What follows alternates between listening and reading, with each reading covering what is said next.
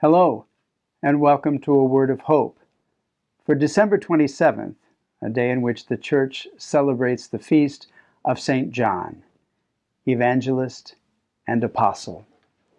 It is said of John that he is traditionally identified as the author of the fourth Gospel, the book of Revelation, the three letters that bear his name, and that he is known as the beloved disciple.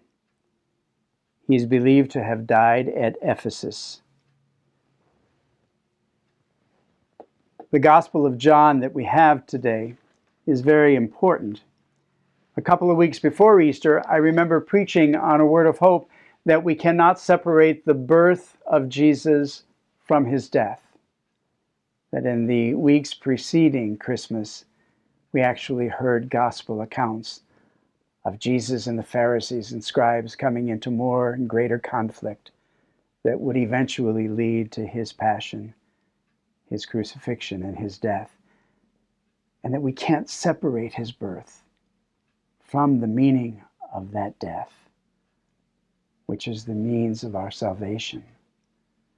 Today, we hear a gospel from John about the post-resurrection announcement that Jesus has been taken from the tomb by Mary Magdalene.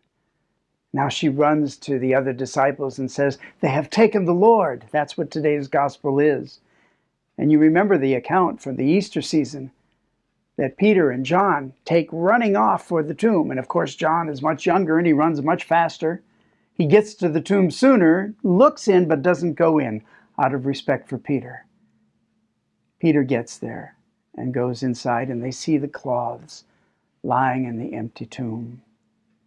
And it says, John, the beloved disciple, looked in and believed. As I said before Christmas, that we should not separate the birth of Christ from his death. I believe that these days following Christmas, we're already seeing that we should not separate the birth of Christ from his resurrection and from our resurrection. The Church is giving us this feast and this reading to remind us of the reason for the birth, and that is our salvation. Think about that. How incredible. God bless you all.